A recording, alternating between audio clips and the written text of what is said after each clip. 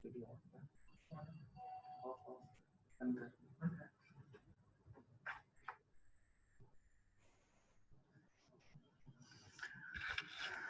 वालेकुम, आवाज़ आ रही है आप सब लोगों को?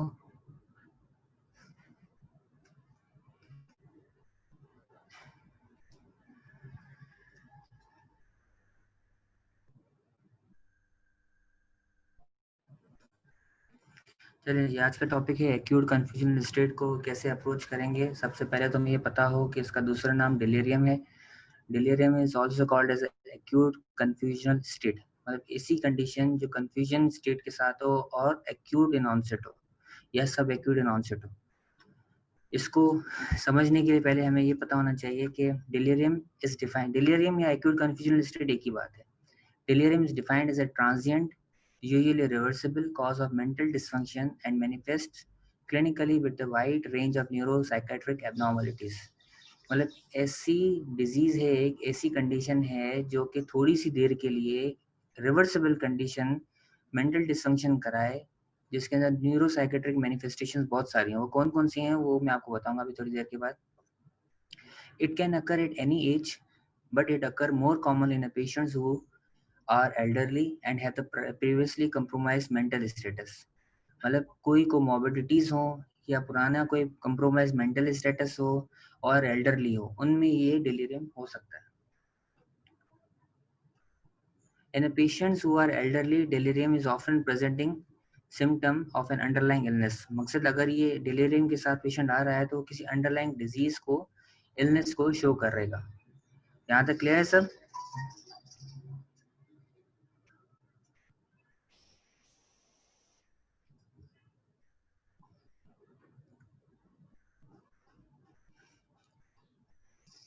Everyone is clear? Okay, आगे बढ़ते हैं।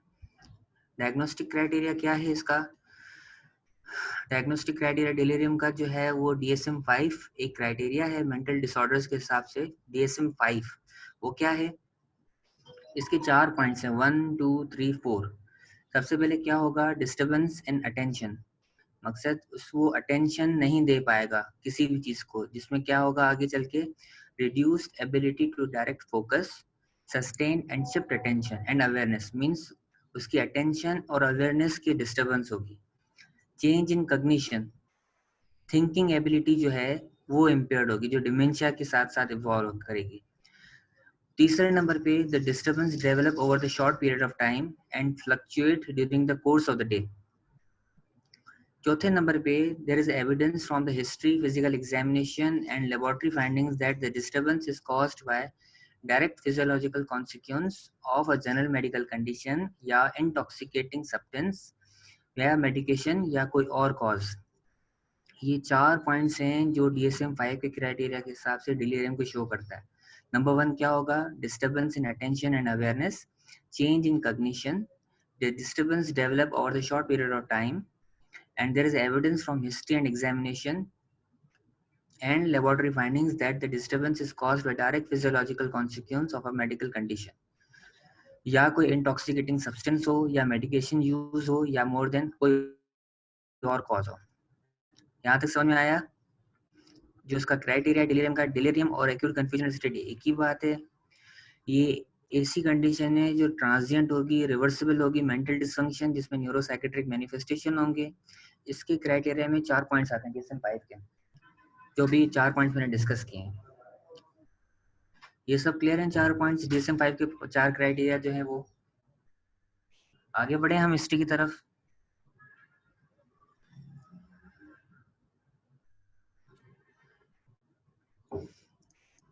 अब ये तो वो था कि आपको डिलीरियम के बारे में पता होना चाहिए, एक्यूट कन्फ्यूजनल स्टेट के बारे में पता होना चाहिए, लेकिन आप हिस्ट्री कैसे लेंगे इसके बारे में?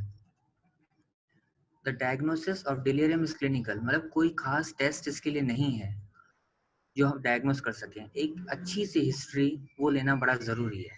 अब वो हिस्ट्री में क्या कि ये सिम्टम्स कब से हैं, पहले क्या हो रहा था, पहले उनका मेंटल स्टेटस कैसा था, ये तो सब आपको कुछ नहीं पूछना है। लेकिन जो और स्पेसिफिक सिम्टम्स हैं वो क्या होंगे? क्लाउडिंग ऑफ कॉन्शियसनेस, मतलब बिल्कुल फुली कॉन्शियस थे या थोड़े से ड्राउजी थे। difficulty maintaining or shifting attention, disorientation, illusion, hallucination and fluctuating level of consciousness. ये मैंने आपको बताया कि न्यूरोसाइकेट्रिक मैनिफेस्टेशंस होंगी इसके साथ साथ. तो these all are the neuropsychiatric manifestations. Symptom tends to fluctuate over the course of the day. मकसद कि सुबह को हालात अच्छे नहीं थे, दिन को हालात बेहतर हो गए, फिर चेंजिंग्स आएंगी, इस तरह से फ्लक्चुएशंस होती रहेंगी लेवल ऑफ कॉन्शियसनेस के साथ. ठीक है. और reversal of sleep wake cycle is common, मतलब दिन को सो रहा होगा पेशेंट और रात को जाग रहा होगा. Reversal of sleep pattern. तो ये थी उसकी हिस्ट्री से रिलेटेड. और इसके जो कुछ सिम्टम्स होंगे वो कौन से होंगे? न्यूरोलॉजिकल सिम्टम्स कौन से? डिस्फेजिया, डिसआर्थरिया, ट्रेमर्स, एस्टेरेक्सिस, हेपेटिक एन्केफेलोपैथी और यूरीमिया एंड मोटर एब्नॉर्मलिटीज. ये है इसके सिम्टम्स. जो आपकी हिस्ट्री जहाँ से शुरू हो रही है वो ये है कि कब से है, ड्यूरेशन क्या है, और क्लाउडीनेस कैसी है, कॉन्शियसनेस की है, डिफिकल्ट हेलुसिनेशन, इल्यूजन्स, डिसोरिएंटेशन, ये सारे इसके सिम्टम्स हैं और ये न्यूरोसाइकेट्रिक न्यूरोलॉजिकल मैनिफेस्टेशंस है. तो that was all about the history, जो हिस्ट्री के पॉइंट ऑफ व्यू से. आगे क्या होगा वो मैं बताता हूँ आपको क्या करना है आगे. हिस्ट्री समझ में आई? डीएसएम का 5 क्राइटेरिया समझ में आया? डिलीरियम की डेफिनेशन समझ में आई? दोनों एक ही चीज है, ये समझ में आया? यहाँ तक कुछ रिपीट करना हो तो बता सकते हैं.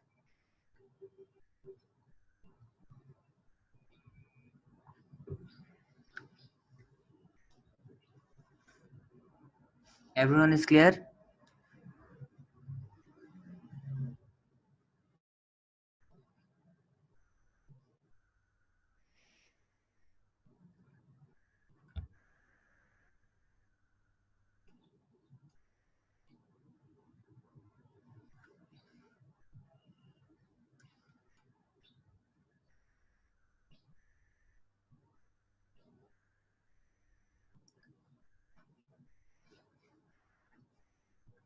ओके.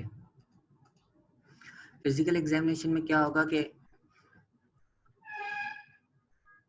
एक complete careful and complete physical examination include a mental status examination is necessary. Vital science आपको लेने पड़ेंगे, कंप्लीट सीएनएस का एग्जामिनेशन करना पड़ेगा और रेस्पिरेशन इज मैंडेटरी. ये एक ब्रीफ एग्जामिनेशन है, लेकिन हमें हर कॉज का पता होना चाहिए कि ये चीज़ क्यों हो रही है, इसके क्या कॉजेज हो सकते हैं. अब अगर हम जनरली बात करें तो हमें हिस्ट्री के साथ साथ ये जो पॉइंट्स मैंने डिस्कस किए, इन पॉइंट्स को लेके और जो कॉजेज मैं आपको बताऊंगा, इन दोनों को मिला के हिस्ट्री ली जाएगी. जैसे आप देखें, ये हैं इसके कॉजेज. क्या कह रहा है? Almost any medical illness, intoxication और मेडिकेशन कैन कॉज डिलीरियम. अब जैसे एनी मेडिकल इलनेस, तो आप हिस्ट्री में क्या पूछेंगे कि डायबिटीज तो नहीं है, हाइपरटेंशन तो नहीं है, कोई दिल की बीमारी तो नहीं है, तो मकसद ये मेडिकल इलनेसेस हो गए. ये भी हिस्ट्री का पॉइंट है. इंटॉक्सिकेशन कोई चीज़ इन्होंने ली तो नहीं है, कोई दवाई खाते तो नहीं थे, तो ये सारे हिस्ट्री के पॉइंट्स हैं. अच्छा, फिर ये कह रहा है कि often delirium is a multifactorial in etiology and physicians treating the delirium should investigate each cause contributing to it. Medication are the most common reversal cause of delirium. मतलब medicines ली हैं, अगर वो medicine stop कर देंगे तो delirium will be fine. तो treatment of cause is very important. और क्या causes हो सकते हैं इसके? Hypoxia, hypoglycemia, hyperthermia, anticholinergic delirium, alcohol and sedative withdrawal. Infections anywhere, even urinary tract infections can lead to delirium. Metabolic abnormalities, liver failure, renal failure, structural lesions of the brain, post-operative state, sleep deprivation, fecal infection, urinary retention and change of environment. These all can lead to acute confusional state. Medications कौन कौन सी हैं? Anticholinergics हैं, narcotics, sedative hypnotics, S2 receptor blockers, corticosteroids, central acting antihypertensive drugs, methyl dopa, reserpine, and levodopa anti-Parkinson drugs. ये चीज़ों को जहन में रखते ही आपको पूछना पड़ेगा हिस्ट्री के बारे में. Causes are very important and they often come in the exam as well. तो ये आपको पता होना चाहिए. हिस्ट्री यहाँ तक समझ में आई? हिस्ट्री, एग्जामिनेशन, कॉजेज समझ में आ गए आपको? कोई भी क्वेरी हो यू कैन आस्क, पूछ सकते हैं, फ्रीली पूछ सकते हैं.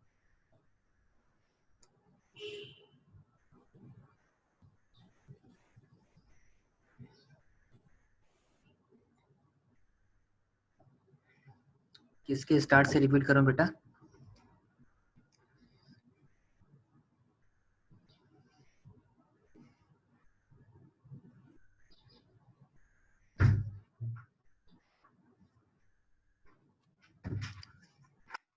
हिस्ट्री हमें पता होना चाहिए सबसे पहले कि for how long patient is in acute confusional state, ठीक है, उसका ड्यूरेशन क्या है, और उसके साथ साथ जो मैंने आपको सिम्टम्स बताए थे वो कौन कौन से थे सिम्टम्स के, जैसे ये क्लाउडिंग ऑफ द कॉन्शियसनेस है, डिफिकल्टी इन मेंटेनिंग और shifting attention, disorientation, illusion, hallucination and fluctuating level of consciousness. ये जो हिस्ट्री है, सिम्टम्स हैं, वो आपको उससे हिस्ट्री का पार्ट लेके ही पूछना पड़ेगा।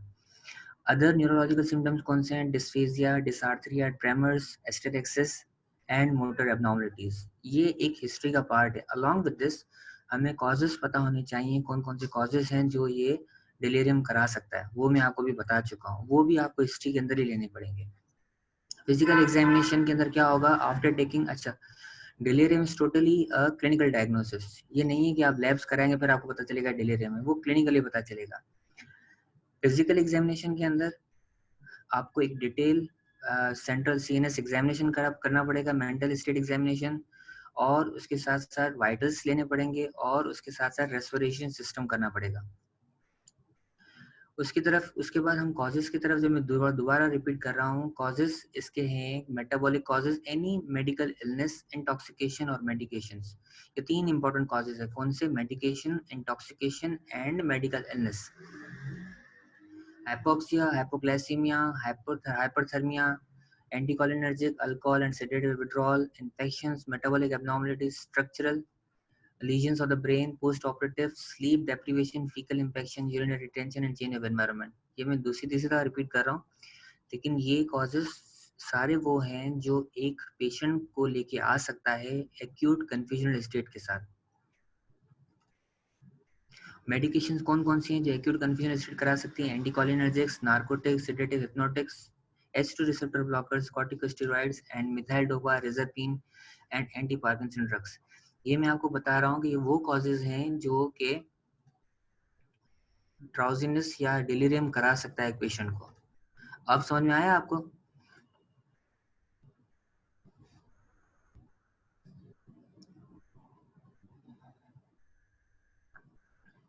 और किसी को कोई प्रॉब्लम?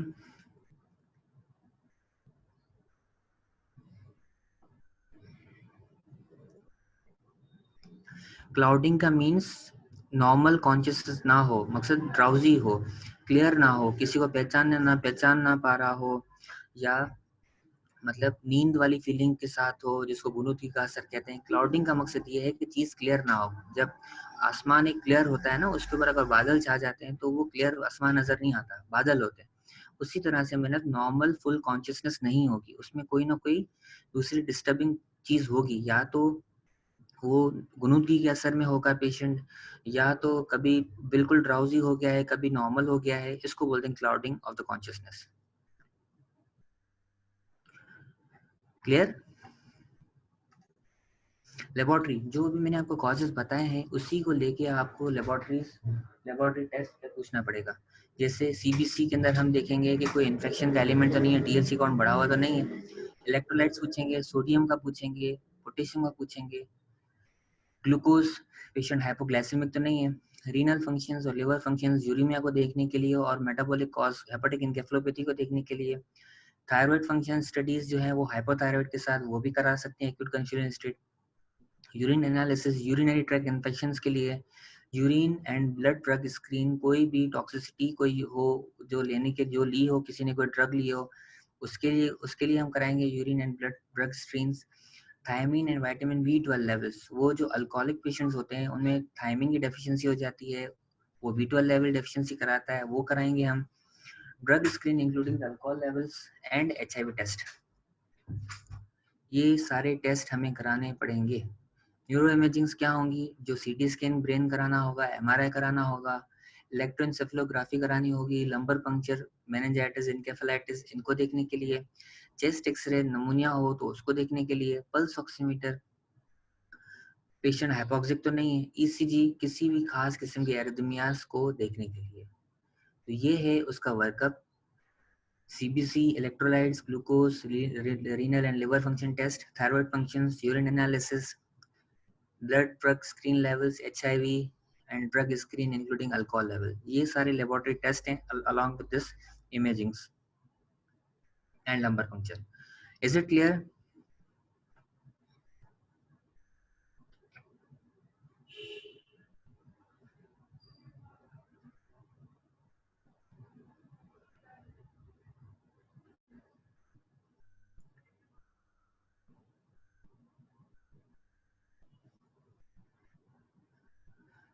बेटा समझ में आया आप लोगों को?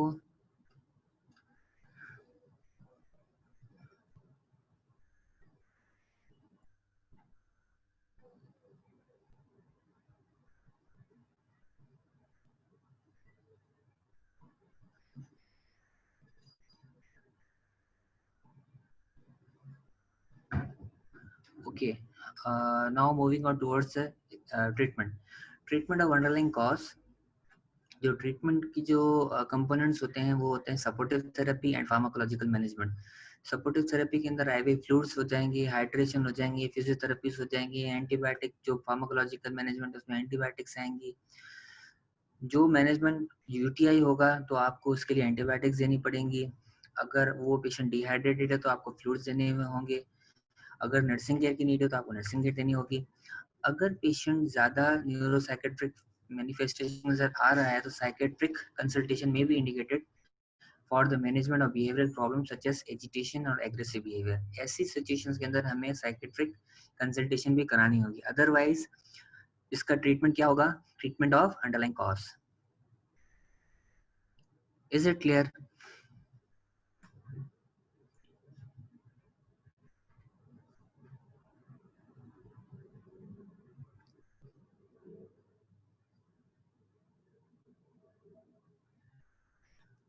अब मैं एक छोटा सा आपको ब्रीफ रिव्यू देता हूँ इसका एक्यूट कन्फ्यूजन स्टेट का, 2 से 3 मिनट का। इसको ध्यान से सुनिएगा। अगर कोई मुझसे पूछ रहा हो कि what is acute confusion state तो मैं बोलूँगा delirium is also called as acute confusion state, जो एक ट्रांजिएंट या रिवर्सिबल कंडीशन होती है जो कि मेंटल डिसफंक्शन कराती है और with wide range of neuropsychiatric abnormalities. ठीक है। DSM-5 क्राइटेरिया क्या है कि disturbance in attention and awareness, change in cognition, the disturbance develop over the short period of time. There is evidence from the history examination and the laboratory investigation that disturbance is caused by directly physiological consequence of general medical condition. ठीक है। History में जो है clinical diagnosis होती है, इसमें कोई laboratory test नहीं होगा। कौन कौन से सिम्टम्स पूछने होंगे? क्लाउडिंग ऑफ द कॉन्शियसनेस, मकसद कॉन्शियसनेस जो है वो पूरा फुल कॉन्शियस है या बीच में थोड़ा सा वो गुनुदगी का असर आ रहा है या नहीं आ रहा है। डिफिकल्टी इन मेंटेनिंग अटेंशन और shifting attention, disorientation, illusion, hallucination, fluctuating level of consciousness. Neurological symptoms का dysphagia, dysarthria, tremors, asterixis and motor abnormalities. Examination, general vitals देखने होंगे, केयरफुल मेंटल स्टेट एग्जामिनेशन और रेस्पिरेशन करना होगा। कॉजेज और क्या हो सकते हैं इसके साथ साथ, मतलब मेडिकल इलनेस कोई हो, इंटॉक्सिकेशन हो या मेडिकेशंस हो, ये इसके सारे कॉजेज हैं जो हमें देखने होंगे। Hypoxia, hypoglycaemia, hyperthermia, anticholinergic, alcohol withdrawals, infection, metabolic abnormalities ये होंगे। और मेडिकेशंस, ये 5 ड्रग्स हैं मेडिकेशन के। लेबोरेटरी टेस्ट उन्हीं को जहन में रखते हुए CBC, electrolytes, glucose, renal liver functions, thyroid function, urine analysis, thiamine and B12 levels, ये सब कराने होंगे। CT, MRI, EEG, lumbar punctures, chest X-ray, pulse oximeter, ECG और treatment of underlying cause. Is it clear?